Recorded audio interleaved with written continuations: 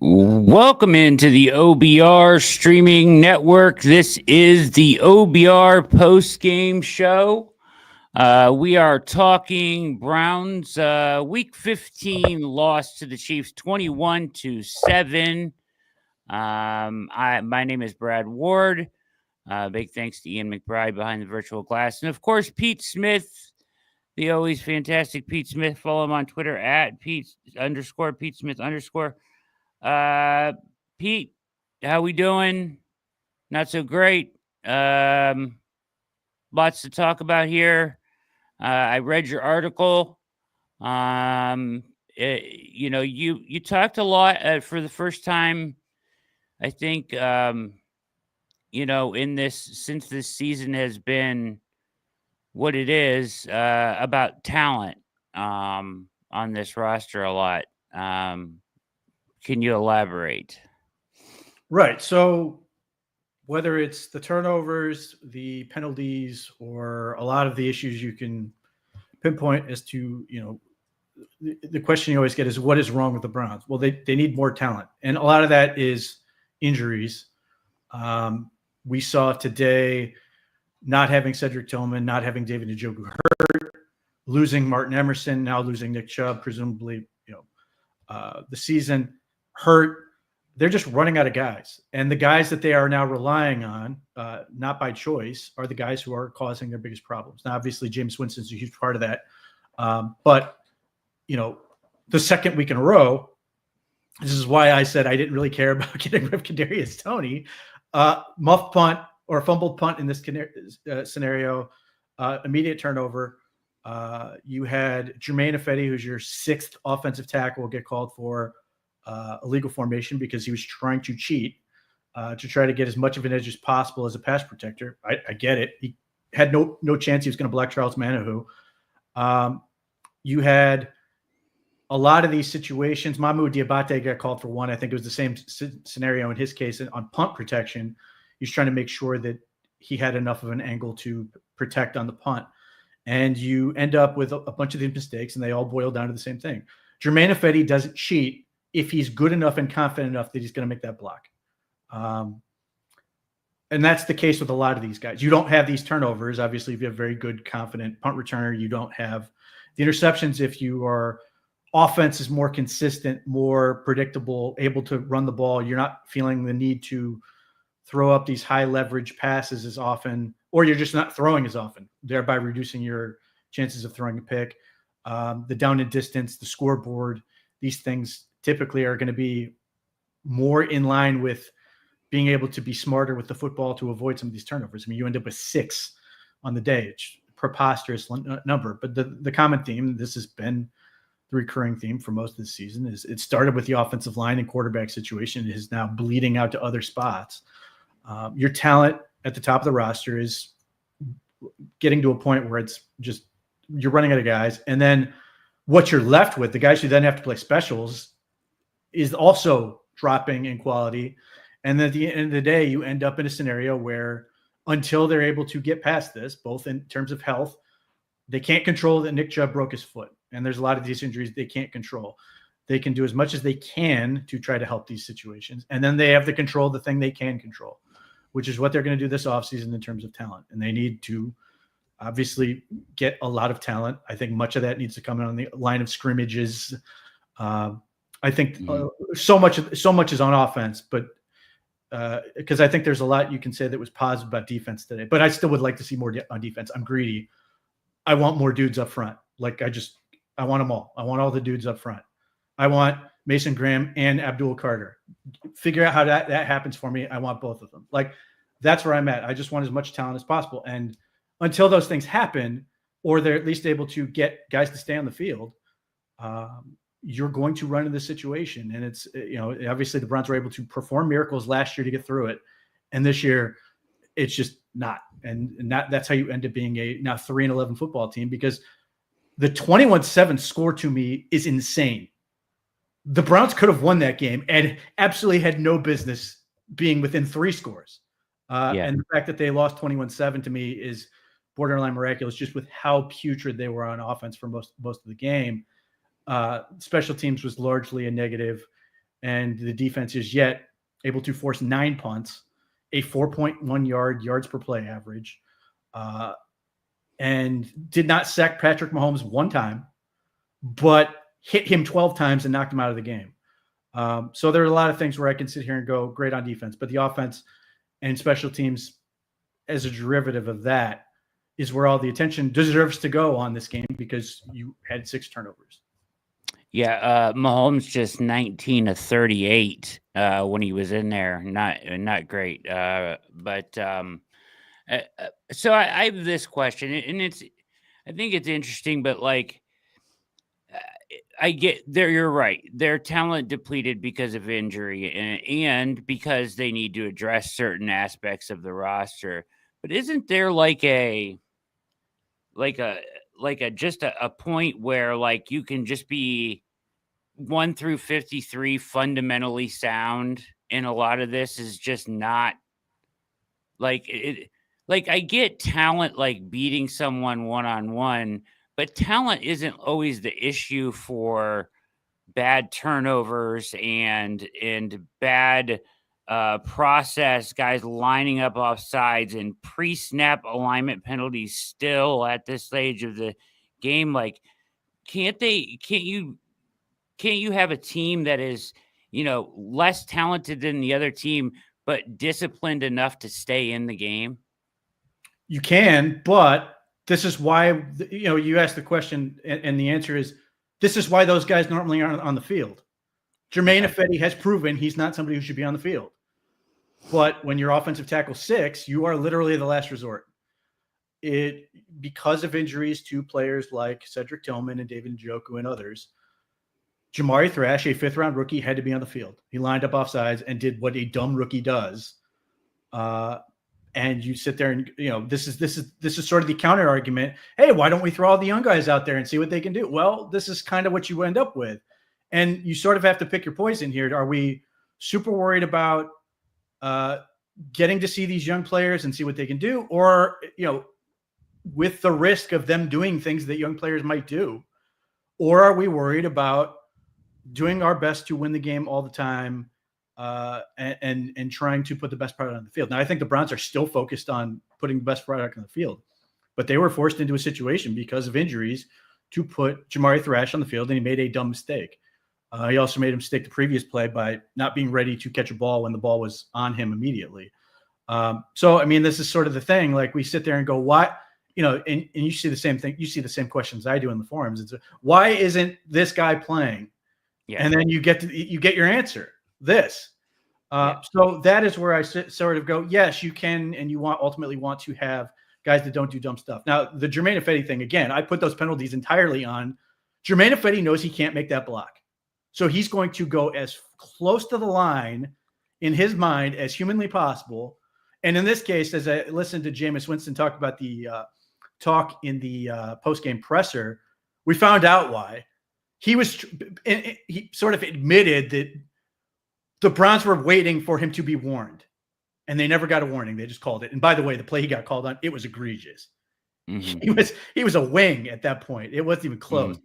But the first time, the second one was a little bit more, the second one was close, I thought. Yeah, but that clearly said to me, Germain Ifedi knows I can't make this block, so I'm going to do everything in my. It's not Germain Ifedi doesn't know the rule and doesn't know where he's supposed to stand. It's Germain Ifedi sitting there and going, I'm never going to make this block unless I do as much as I can to cheat, and that ultimately, again, comes down to talent, confidence, and all those things.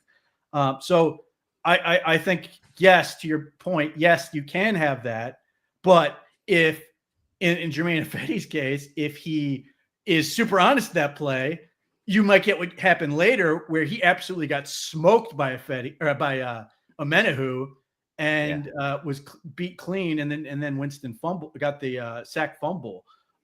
So I mean, that's where I say with talent matters. The attention on the details in Jamari Thrash's case, that's 100% what that is. But that's why he hasn't gotten a ton of reps. And we're in game 15. Those things sort of sort themselves out. And I'm not trying to bash Jamari Thrash. I think he's a talented player who could be really interesting. I know the team likes him.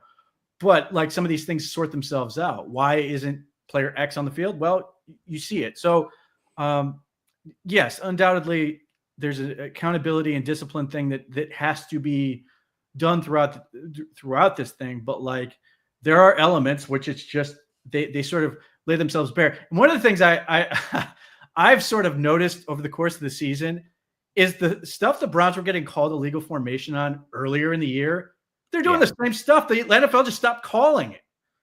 Some of the by the letter of a law, a lot of teams have what would be technically motion going forward. You see Jerry Judy and Elijah Moore do it all the time still. And they just don't call it. And I see other teams do it as well. It just seems like the NFL is just we're just done calling this. So that's part of the area where they've improved. And it seems like, if the Browns penalties wouldn't look quite so bad if we went back and just graded them all the same way. But be that as it may, they've been called. They've got to get better than that. But here again, they've got to be just a better football team. So they don't have to be forced into these situations like they were in this one. Yeah, the moving while the ball is snapped thing is so wildly sometimes called and sometimes not. I guess there's a range there. You see some teams with guys just not come to a complete stop at all, and then other teams get called for it for a guy barely moving at the snap. let's talk about Jameis real quick. So we went through this process of him coming in, looking good at times, to today, which was really bad. I would say for the most part, and with capped off with just absurdly poor decisions. When I guess you were in the game and moving the ball at times. You were around midfield. You know what I mean? Like, you didn't need to make those throws. I didn't think. You just try to keep moving the ball. And if you have to punt, you punt because your defense was holding up at the time, and you just try to punch one in and make a game of it. But like, he just wildly starts throwing it. He throws one into double coverage, which was blatantly bad. He throws one into the end zone, which was also into double, maybe triple coverage. It's just like kind of a Hail Mary type throw to a group of guys in the corner of the end zone. I don't know, where are you at with him at this point? Like, he got benched today for poor play. And I don't like, is that it? I mean, if you're the Browns, are you like, I can't do this with him next year? Or is it unfair to evaluate him in the circumstances that are around him? Yeah, it's absolutely fair to evaluate him in the circumstances that are around him, because this is who you are. This is what the season is. So there were a couple of things. I thought his post-game presser was kind of interesting. He provided some illumination on some of these things. He said on the first interception, he just got fooled. Thought he was going to have a wide open post route. Didn't see the backside safety. That's why it looked so bad. And acknowledged that. The second one, or I should say the third one, he described it as simply a scramble drill, and he was trying to throw to somebody else, and it was intercepted. Now, my issue with that whole thing is it just felt like he was waiting and waiting and waiting. And it felt like he gave the defense a chance to make a play on the ball. And to their credit, Trent McDuffie did a great job on the interception, but it just felt like he was watching that whole way down the field and just threw it up. It felt like you threw it up. It just felt like he just was like, I'm gonna go deep. So, and that's sort of the problem is like and even the way, and I don't want to get too deep into this because I don't want to be press conference evaluation guy. I never get the sense that Jameis Winston is all that upset about turnovers. Like, he will say the right thing in terms of the coaching staff, tells me I got to protect the football, and he'll say like, deliver me from these pick sixes and all this other crap. But then he's sort of like describing these interceptions like, one, he was not happy in the post-game presser and gotten a little weird back and forth with Jeff Shudell. But like, he was just like, DB made a play. Like, I if that's genuinely his attitude, it's really hard to like take him seriously because, dude, you've been in the league for 10 years. Like, this is the thing that gets you. And I can understand you're sitting there going, I'm trying to make plays, but I don't even know what down was. I thought it was 1st and 10. It was, but I could be wrong on the interception when it looked like he was going to Mike Woods, even though he wasn't going to Mike Woods. It was in the corner. So it's just like, and this is the thing. It's so often these plays are on these decisions are on 1st down. It's not 3rd and 18. It's not, if the clock isn't running late in the half. I mean, DTR's interception was almost identical to the one Jameis ended the game last week with, trying to go up the seam. But at least you could sort of make the argument, well, they needed to score points fast, and they whatever. Like, it's still a bad result, but like, that part bothers me. The other thing that Jameis Winston cannot deal with pressure up the middle. He just cannot. And some of that was on protection calls. There were times where guys were just unblocked. On one particular instance, when DTR was in there, Chris Jones was unblocked. That was a bold choice to me. But like, even when they picked up everybody, like when he gets pressure up the middle, his eyes just go straight down and he's just looking at it, and you're just like, the play is screwed. and he just cannot deal with it. Like one time he got bailed out on what would have been a surefire Chris Jones sack by illegal contact, but like he wasn't looking at anything. He was looking at the pressure and he was going to take that sack. So, and I wrote about this, like, I think the thing that you worry about with Jameis Winston is, and this game certainly is an argument to that he's going to play himself out of a job, that he had a good handle on being in a position to potentially be the bridge quarterback for next year and starter, and that games like this play him out of that conversation. Now, I'm not willing to go that far, given that we just don't know what the Browns are going to have option-wise, but it at least invites the conversation. You at least give the Browns a clear message that, hey, you should probably look around because, ultimately, I'm still going to do this. I still believe you can win with Jameis Winston. I still believe that you can improve the areas around this football team and win and play good football at Jameis Winston. Ultimately, it remains to be seen if the Browns are going to go that route. But like, I still see a path where they can do what they did with Jacoby Brissett or something along those lines to reduce the risk and still get many of the positives with still some of the recklessness. But at the very least, like, you play like this, and the Chiefs are a great defense, but you help them so much unnecessarily that you have to now have that discussion, because if not for turnovers, the Browns could win this football game. And you're responsible for 3 of them. Could have been a 4th if the fumble they caused was recovered by them. And just his overall game, I mean, his main function proved to be get the ball to Jerry Judy, which he's very good at. He's very good at enabling Jerry Judy to be great. But that was it. And he did not make people better in this game other than maybe Jerry Judy. He did not elevate anyone around him in this game. So, like, it was just a whole lot of bad football out of Jameis Winston. And now to the larger question, where do you go? I mean, my approach doesn't change. I'm still going to go into this week and say, who's going to be the best quarterback this week?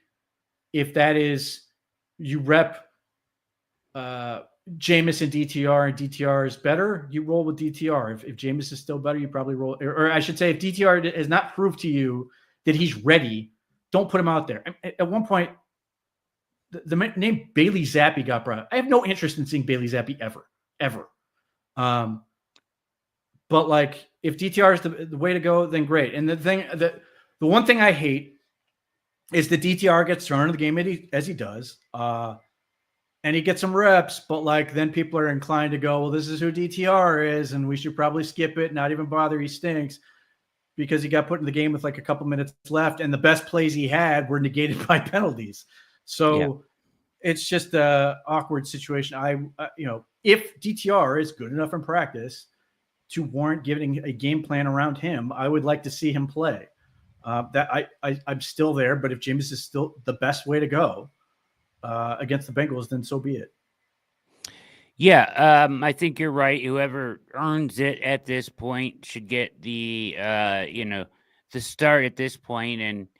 And I don't personally, I'm not, so they got to do what they got to do, right? But personally, I'm not all that interested, to be honest, in seeing a ton more of Jameis this season after today and the Pittsburgh game. It just was. It has fed right into my worst fears about him. Now, he has no running game. Could they win games with them? Potentially.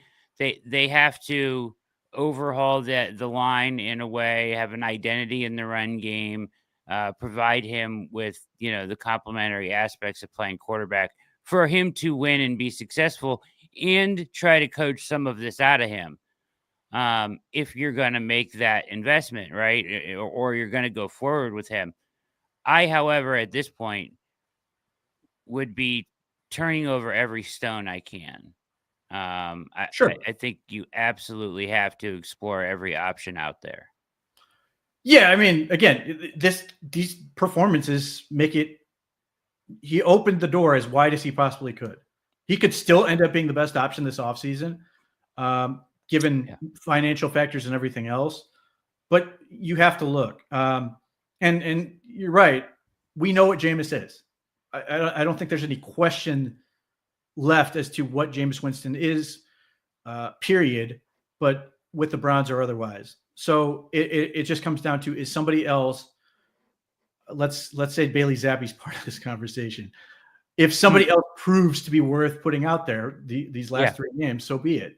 I'm obviously rooting for DTR to be that guy. I think he has talent. I want to see him stay healthy through 3 games, and 2, I want to see him get those reps, continue to get better, and avoid the mistakes while making the good plays. And some of that, I just want to see him protect himself with some of these runs. But he can throw the hell out of the ball. It's just, he's just got to make good decisions with it. And he has 7 career interceptions. They're all in games where he entered the game or started the Ravens game technically, because he found out that morning he was starting, and then the other 2 were stepping in as a injury replacement. So, the numbers look horrendous. I also think you can see ability with him. And, the other part of that is I would really like Cedric Tillman and David Njoku to be back, because it's real. I like Elijah Moore. But, other than Jerry Judy, it was slim pickings as far as guys to throw the ball. Jordan Akins had a couple nice things. Jerome Ford on a screen pass had obviously a pretty good day overall. But, when you're that deep in the position against good teams, and fortunately the Bengals defense has been pretty awful, then you need all the help you get if you're DTR or Jameis at this point. I mean, that's the other part. I think if I want to be as charitable as possible with Jameis, is he did not have Cedric Tillman and David Njoku on top of everything else that made this game so difficult for them. So yeah, I mean, you're entering the offseason. It is now what all is out there. And, I don't know how aggressive the Browns want to be. It wouldn't kill me to bring back somebody like Jacoby Brissett if you can do the other things, but obviously the other things are super important. But I'm more that's my thing. I'm more focused on the other stuff. Obviously, the quarterback position is the most important in sports, and I understand why everybody would put their focus on that. To me, I want to build up everything else, because ultimately, I don't think you're going to sign an answer. You're still, to me, your best plan of attack is to ultimately draft it. Doesn't mean it'll happen this year, though you should obviously be drafting somebody every year. But I think your answer to that position is going to come through the draft. Everything else, I think you can do. The draft would be part of it, but I think through free agency is going to be a big part, especially for the offensive line initially. I think they're going to sign a free agent center. We'll see about what Batonio does, but that would be potentially a free agent guard. And then, we've got to monitor and see how can DeJuan Jones come back super healthy from that ankle. At his size, who knows? And just the other weird things that can go with the healing process. And Luke Whippler, what can he do? But those give you pause in terms of projecting forward. And if the Browns don't have a firm answer, especially with Jones by March, they're going to have to be looking at options there to address those areas. But to me, I think the line of scrimmage, and I say this for both sides of the ball, is more important to me than anything else at this point. Yeah, I think I think that regardless of who it is, it's not going to be a future Hall of Famer. It's either going to be a young quarterback or a journeyman type, more than likely. So in order to have this team in a position to win, you're going to have to put together an effective run game and all the aspects of the offense that aren't really clicking right now. Especially if you're one of the people holding on to some weird hope that the Browns are going to sign Justin Fields for this. You better have a really good running game, because he cannot be the guy in an offense where you cannot run the ball. I don't view him as a serious option as a starter at this point at all. But if you're going to entertain that conversation, you have to be able to run the football. Got to. I think you got to do it no matter who it is. Yes. Based on I mean, they have to. I think you wrote this, but they have to have one of the worst running operations in the league by far this year. Well, they were 30th going into the game last week, and they actually were less bad. And then this week they were even less bad than that because Jerome Ford ripped off the 62-yard run. And before he broke his foot, Chubb had a decent average. Now, a lot of that was because both teams were playing entirely to stop the opposing team's passing game. Yeah, it was all passing game. So like, there's these. Oh, look at Kareem Hunt go. It's like, yeah, he was getting 5 yards before anyone touched him as he slowly slogged his way through holes. I give him credit. He fights through contact. He gives you everything he got, but there is no juice in that man at all at this point. So the only time the Browns took the running game really seriously was either short yardage or when Pacheco was in there. Want to be taken seriously at Christmas time? Go to corehomefitness.com. It's time for you to make your New Year's resolution to get better, get stronger, get fit. Core Home Fitness, 24/7 support. Their award-winning New York Times and consumer bestseller adjustable dumbbells at corehomefitness.com, as well as they've got all kinds of benches and videos for you. Everything that you would need to create your own home gym. It makes for a terrific gift, and it's a great way for you to improve upon yourself as you head into the new year here, just around the corner, 2025. Get better, get stronger, get fit with corehomefitness.com. We thank them for being a sponsor of the OBR and the OBR pre and post game show, as well as some of the weeknight shows. It's Core Home Fitness. Check them out at corehomefitness.com. All right. Nick Chubb breaks his foot, unfortunately. Is this it was a weird play? Is it a non-contact? How did he? No, it was contact. He didn't know what he did until later. He got stepped on. Okay. Because he started to play and then just came up lame. Yeah. So that is worrying in itself because then you have no idea what he actually broke. Presumably one of the little bones in there. But that makes it so you don't know what it's going to be in terms of timeline for recovery. Yeah. But the fact that he got stepped on is way better than what I thought it was going to be when it did appear non-contact. I thought that was it, not because he was going to do something else to his knee, but that something else was going to be tendon related. It sucks. It absolutely sucks that he got hurt again and he's going out like this. And you could see it on Kevin Stefanski's face as he talked about it, that he got hurt again. But broken bone is infinitely better than anything else. It can heal. It can do anything else, but it shouldn't do anything that's going to mess with the structure of the rest of that leg. As far as I believe it's the same leg. I think it's his left. But yeah, how many weeks is that? Difficult to say, but it shouldn't just derail his offseason. Like I was worried when I saw him pull up. And I was definitely even more worried when it went questionable to out, thinking that it was something knee related. No, that just there was something insane, like a Jones fracture, one of those things where you're just like, oh my God. So I don't know. I mean, it's impossible to prognosticate just how bad this is going to be for him, but of all the things that could be, I feel like this was on the spectrum of bad to terrible, more on the bad side and less on the terrible side. It sucks. It highlights a thing the Browns already needed to do, should not change it. Like the Browns need more running back help. I really like Jerome Ford. I really like Jerome Ford as a second and third option who can do a lot of fun things. Think Justice Hill. Think the dude, what's his face? The dude who's on the Eagles, who's when Saquon Barkley's not in the game. Kenneth Gainwell. Yes. Those are who I think of when I think of Jerome Ford.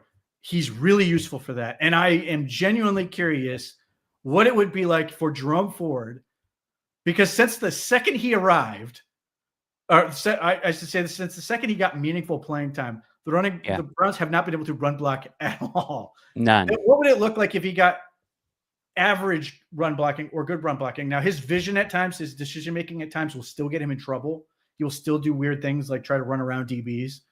But being able to change up that could potentially do the thing, like that's why I use Justice Hill or Kenneth Gainwell as an option. They're not going to be game breakers, but every so often they will provide you a game breaking play. And that's exactly what he does. And he provided 3 of them in this game. Big kick return, like the second in 3 weeks. Nice job on the screen pass, though. The Browns got them on the perfect call at the perfect time, just like the Chiefs did earlier in the game to the Browns. And then the 62-yard run, the Browns got great blocking. I don't know if Jerome Ford was ever touched. His breakaway speed there was impressive. He can easily get to 21, 22 miles per hour when you give him space. So, having said that, I love this running back class. Every day I can fall in love with a different running back, depending on who you ask me. Devin Neal from Kansas, Cam Scatterbo from Arizona State, Nick Singleton from Penn State. These are all guys who I really like. List goes on and on. The kid from UCF. There's a ton of these players. Kid from Auburn's really interesting. The Nick Chubb injury does not and should not change how the Browns approach this. In other words, obviously the board will play out how it plays out. The Browns should not feel compelled to draft earlier, should not like force a running back pick because Nick Chubb broke his foot versus didn't break his foot. So I do think it's imperative that the Browns attack running back in this draft. I think they will have a number of opportunities to get a really, really, really good back that can come in and could be had on day 3, the 4th or 5th round, and feel really good about it. That doesn't necessarily mean they are not taking that position seriously. I do think that's important, but to me, again, keep coming back. It's the line. It's the line. It's the line. If the Browns can just block better, they will make almost anyone look better. But yes, they can get a talented running back option and feel really good about it all over this draft class. There are a ton of great players. Yeah, there are. And you're right. It has to be, along with the line, it has to be a priority. You've got to think, I said this kind of in the preview. We've got to kind of think like Detroit Lions. Like you need to put weapons around the quarterback position and make it easier for whoever to play. It is the most important position, but you are not going to get good results when you cannot do anything else on offense, and that's where the Browns have been for the better part of 2 seasons now. Which is you're not going to find any success in. Jerry Judy goes over 1,000 yards, 1,052 yards. Extremely impressive again today. His separation is there at all times. Feels like, I just, and it's not like there's not tape out on him this season anymore. You know what I mean? It's like, teams can scheme up a way to slow him down if they want. Today, they didn't even have Njoku or anybody else to take attention from him, and he was still able to be the featured guy. I'm more impressed with Judy's play with every week because he is sustaining the success and dealing with whatever defenses have tried to do to slow him down. Yeah, he's got a chance to put himself up with the best seasons ever in team history. If he can stay healthy and the Browns can get him the ball the last 3 games, but he's great. Doesn't matter at this point. Seemingly every game he's going to get open. You get him the ball, he's going to make plays on it. But, Andrew Berry made a big point of saying we thought his best football was still ahead of him, and so far he's been absolutely right. The more they are able to keep adding pieces, again, running game would help. But better quarterback play, obviously, more weapons around him. They may get more opportunities to take the big shots down the field. I mean, they are forcing some, which is, I think ultimately you do need to at least make the defense believe that you have that capacity, that they have to be honest to it. But if the Browns can get better at these other things, I think Judy will get even better over the course of time. It's just a lot of it's just details and just consistency. And you hope that if he can just maintain this over the course of his career, he's going to be every bit the player that they expected him to be when they acquired him. And he's blown away my expectations to this point. I'll be curious to see if he can, get up there with beat his predecessor, Amari Cooper, from his 1,200, I think 1,250 he had in a season. Braylon Edwards had his all-pro year way back when. He's got 3 games left, and the Browns, given the way they play, they may play. They may average 3 to 4 turnovers every game, but they're going to keep taking shots to him, and they should. I suppose to his credit, if you want to call it that, the turnovers are not when they're going at him. They're basically at anyone. His quarterback rating is outstanding from that standpoint. So he really sets the table for everybody else. Again, I am greedy. I would like more weapons. I'm here for more weapons.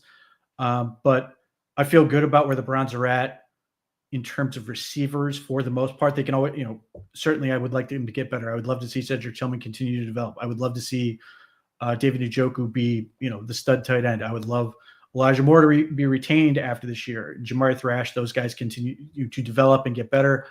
That would all be great, but he is arguably, is it even arguable at this point? Is he the best acquisition of this season? I mean, he's just done everything they've asked him to do. Yeah, gotta be. Tremendous. He's up there like 4th in the NFL in yardage for the season.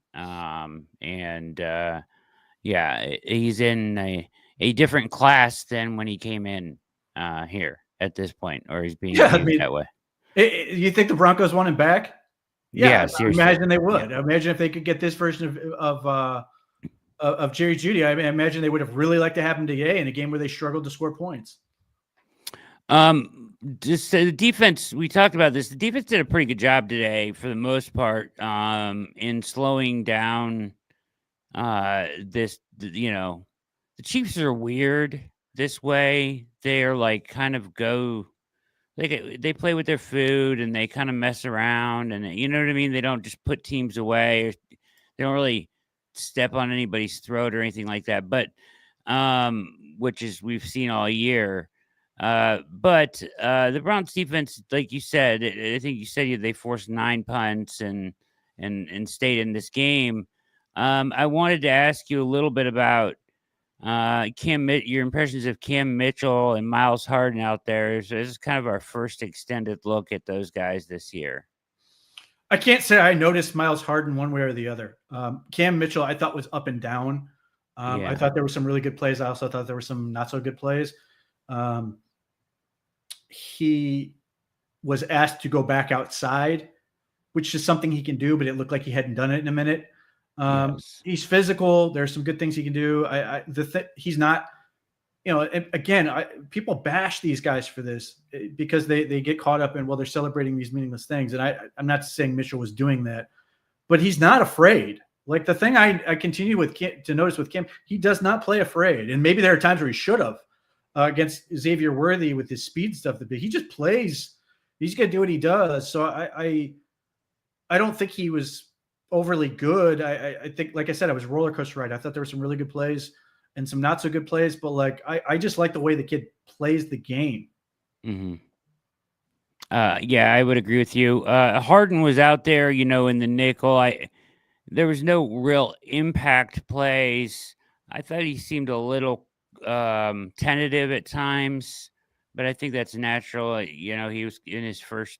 Is that his first NFL game? Really? Probably, yeah. Right, because he broke his foot. That tibia thing week 2, and that was in practice. He didn't play week 1, so yeah, this is the first game action ever. So, I mean, I don't know. Was he ever even targeted? Because if not, good for him.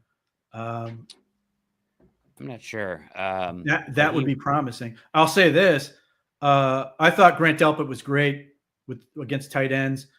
Against both of them, there was the one Travis Kelce catch, which was just stupid. And the Browns, I don't even think it was Delpit in the coverage, but the Browns player's just like beside himself. It's like, what do you want me to do? It's just a phenomenal play. But I think he gave problems to both Kelsey and Noah and Gray out of coverage. I thought Juan Thornhill was everything the Browns signed him to be in this game. He almost had 2 picks.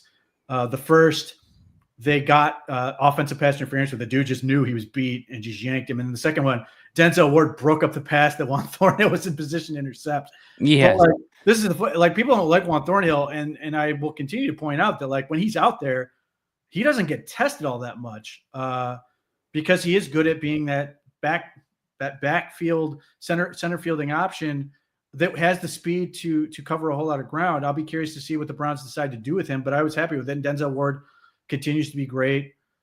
So just from a secondary standpoint, the Chiefs screwed them up a little bit a couple times with those crossing routes, particularly early in the game. Yeah. But I thought overall the Browns were pretty good on defense. I thought their game plan was smart for the most part. Again, you're combating Mahomes. You're not sitting there combating Kareem Hunt or even Isaiah Pacheco so much.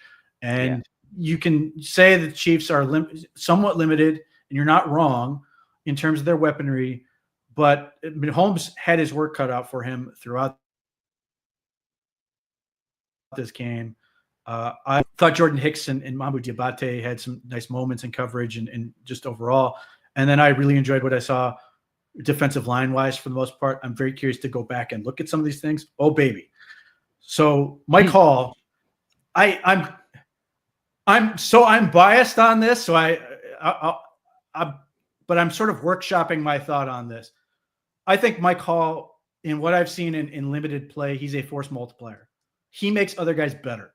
He does. Pressure he brings just causes problems that other guys are now able to play. So, like, Mike Hall does not have a sack this year, but he's got a whole lot of pressures. He blew up the one series where they ended up with a missed field goal, and just that Tomlinson kid, he just beat across his face on the one play and just leveraged him.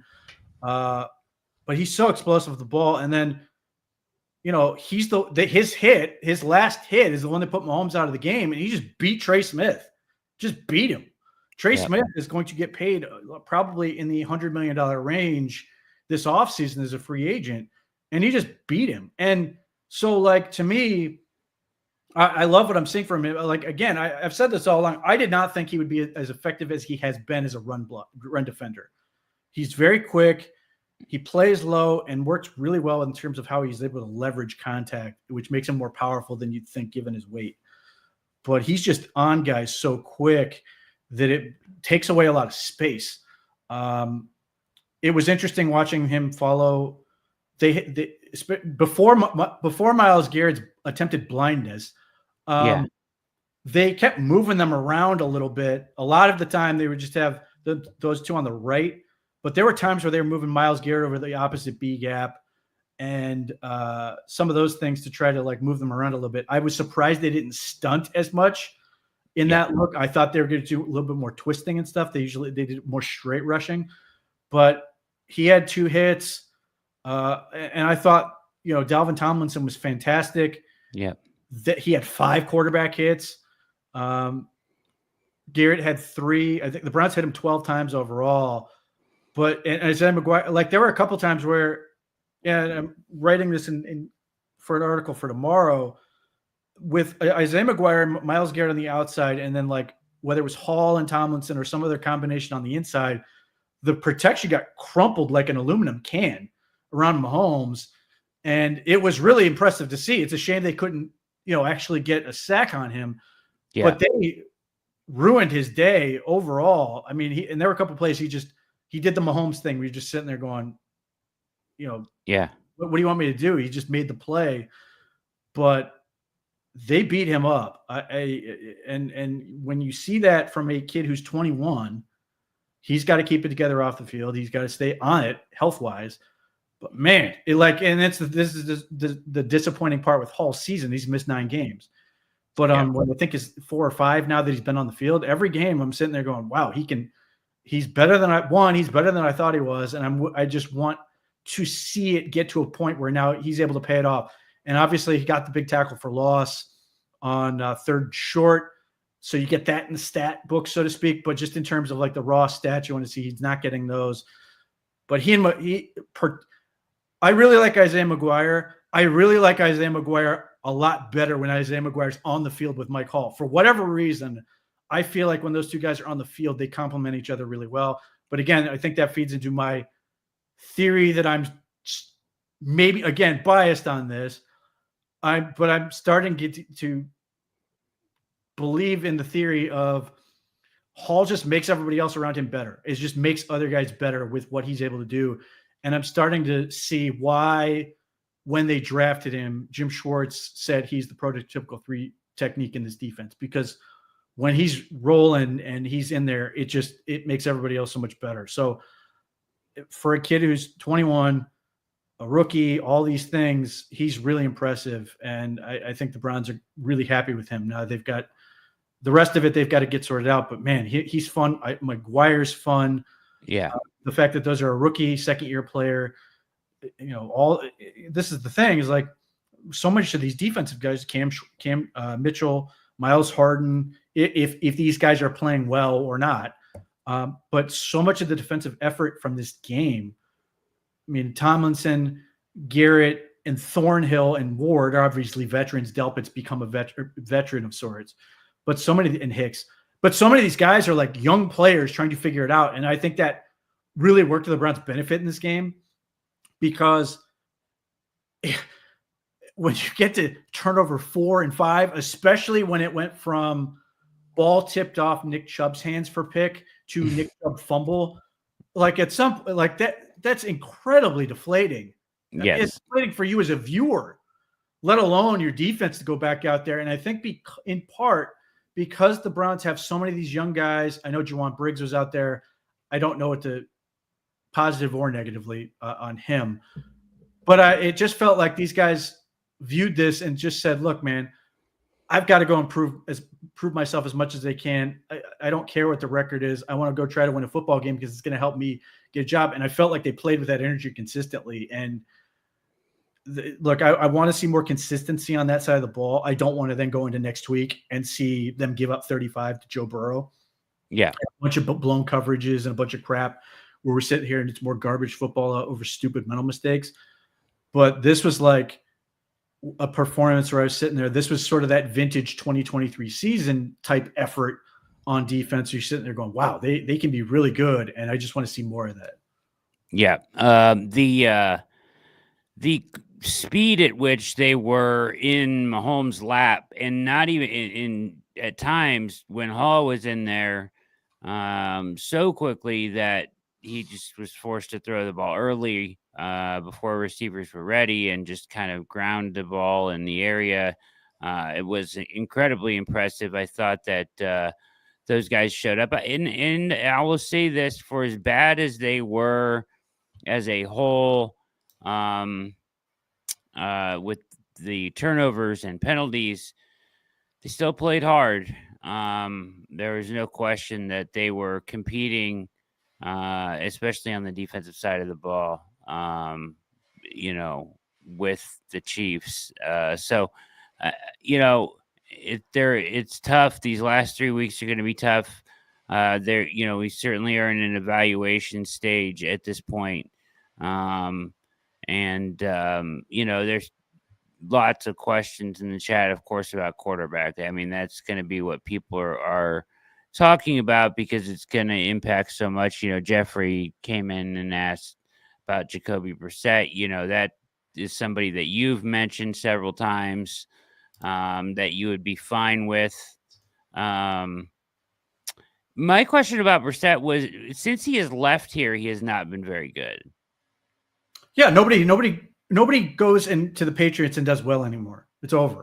So, I don't know. And I'm not saying that's like the best option. I would just say that if you can fix the other things, Jacoby Brissett, for the most part, there were a couple games where he wasn't great, was able to protect the football and make enough plays that helped you win the game. Yep. Which is he Russell Wilson? Probably not. But I think so much of this is just being able to own the line of scrimmage. And if they can do better than him, great. My concern, one, I don't think the Browns are going to be, they may make a play for Sam Darnold. I don't know. I think they'll lose. I think Tennessee is going to be super desperate and overpay him.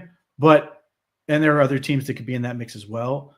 Yeah. But my big issue with Sam Darnold is the Browns don't have what the Vikings do, and people are going to expect him to do what he was able to do for 1 year with a great supporting cast and carry that over to Cleveland which could theoretically have a good supporting cast, but Justin Jefferson's not here. They don't have that guy. And Minnesota has a tremendous situation for a quarterback right now. And I think people are setting themselves up for some disappointment when they bring in a new guy and expect him to sort of save them. I don't think that's going to be a likely winning scenario.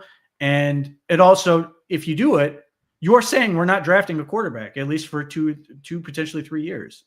I assume that's going to be the contract he's going to get.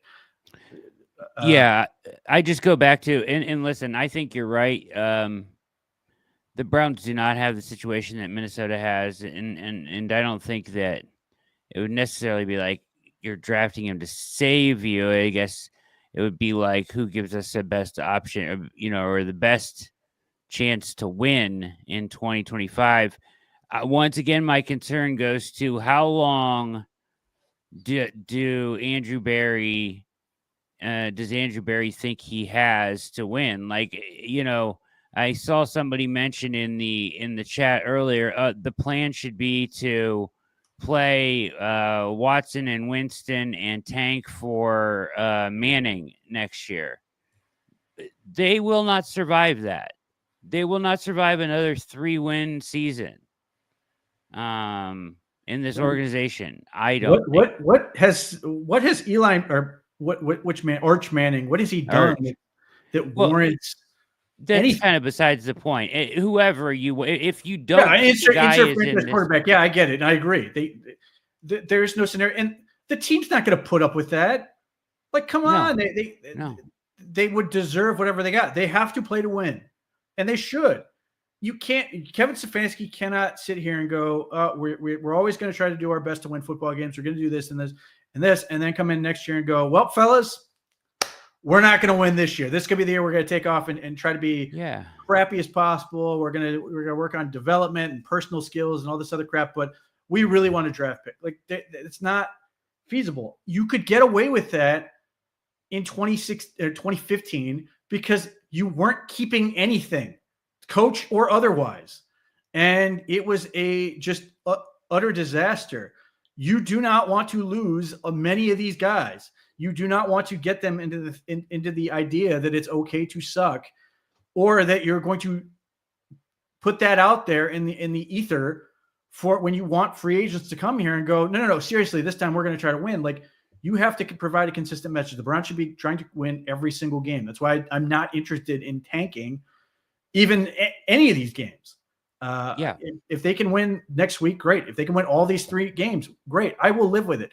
There are plenty of talented players in this draft class that I'd be happy to have if wherever the Browns are picking. So that part is just it's counterproductive to what the Browns are trying to accomplish. They want to win as much as possible. They want to be able to tell their players honestly and feel like there's something behind it by saying, listen, if we can do this, namely cleaning up turnovers, if we can control the line of scrimmage, if we can just avoid making mistakes, that we're going to play good football and win football games. You want to be able to say that to your players and deliver on it.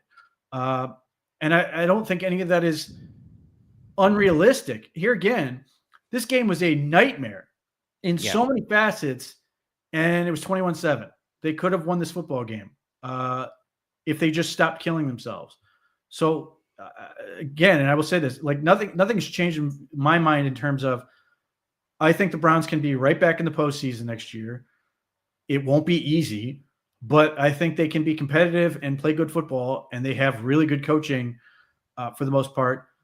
Kevin Stefanski can sort out the rest of it, whatever he's not sure about. But they just need more guys. Just get more guys, and I don't think it's a whole locker room full of guys. I think it's largely on offense.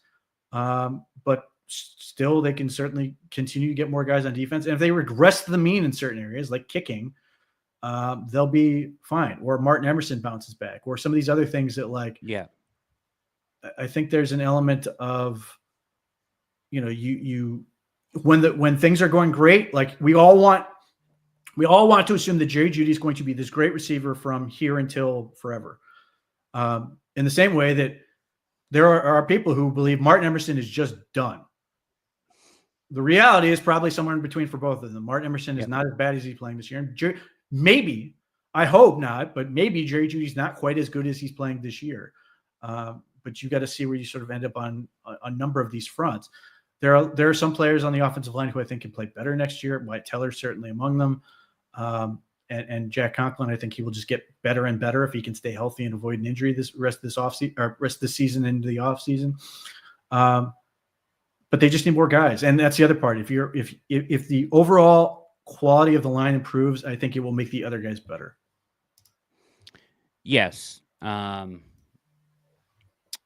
ultimately there may be, we're talking about this, and people are, a lot of this is because there aren't a ton of options apparent right now outside of, the 3 or 4 guys that we've all kind of keyed on as potential, quarterback options. But things shake loose. The NFL, all the time, things get, shake loose and opportunities arise.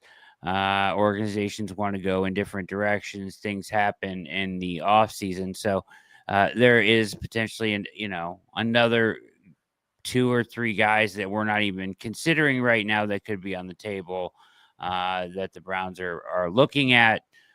We don't know how they view this draft class. All of these things are critical factors in who's going to be taking the snaps next year. I just know it's not going to be 4, despite what is being written. Oh, do you want to get into this? Because this is fascinating to me. Yeah, let's get into it real quick. So I'm just going to ask a very simple question.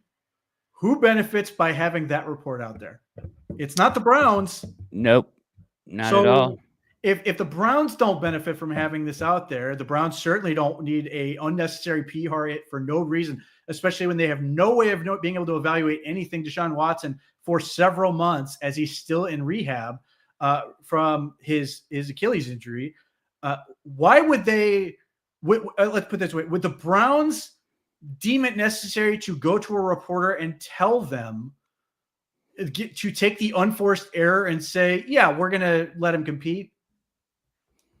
No, they have no reason to do that. So who would do this?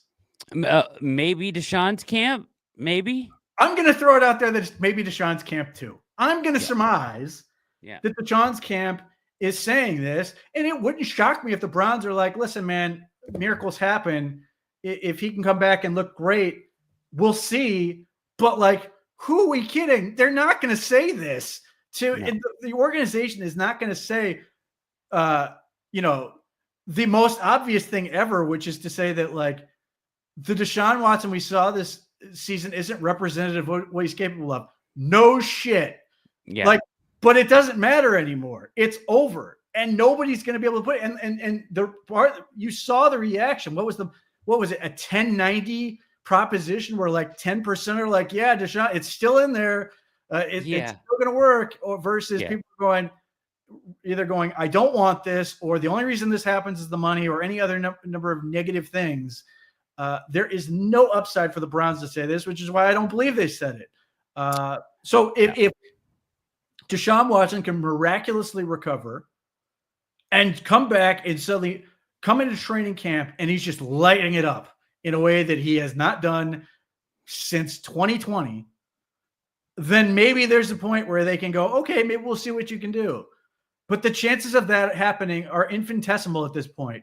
Yes. Browns, and even if there's some chance, even if there's a 0.1% chance that could happen, they still have to go through March and April and get guys to play, ready to play, because if for no other reason, Deshaun Watson is never healthy anymore.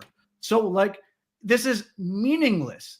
And it would not shock me if the timing of this report came out in response to our reporting on the subject, that this is an attempt to muddy the waters. Now, that might be a bridge too far. Who knows? But the timing of this whole thing makes no sense from any other standpoint. So, yeah, if you want to believe that we're going to trot Deshaun Watson back out there again, that's fine. Just watch the energy just completely sapped away from everything around it to create a black hole will show up on the field and just suck everything into it, just out of nowhere. Just a number 4 jersey and just everything sucks right into it. And that'll be your season. Good stuff. No shit. Yeah. And they are aware of this fully now. And they've been calculated. When Andrew Berry spoke about not committing to him, the owner spoke and wouldn't commit to him. Why would they then go give an interview that fully does commit to him? So yeah, I think that if you read between the lines here, I just saw a lot of people like kind of in panic mode, like, oh my gosh, we're going back to him. No, this is coming from from at least in my opinion, it's coming from his camp. They've spoke through Mary Kay for a long time now, and may continue to. But I would not take it as gospel. The Browns can't come out and say, no, he's never going to step foot on the field again. So, the next closest thing to that is just not acknowledging what they're going to do at all, which kind of seems like what they're doing.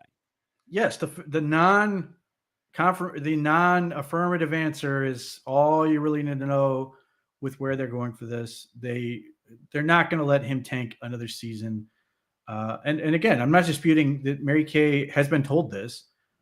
I just have a pretty good feeling of who I believe told her. Exactly. Yeah. And so that's not to dispute her reporting in terms of this is what she heard, and that's fine. But I just disagree with the conclusion that the Browns are really going to do this. It just defies any belief at this point, and has no reason. As we sit here on December 15th or whatever, there's no upside, 0. So the Browns aren't going to do that. Yeah. There would be no reason at all for them to make that kind of a statement. Just silliness. Good stuff, Pete. Any parting words before we get out of here tonight? Tough one today. Cincinnati next week. They get their last home game against the Dolphins, and then we'll finish up in Baltimore in week 18. 3 weeks to go. Anything left to be said here tonight? We'll have a full week of coverage as usual at the OBR. Shows every night, articles and coverage every day.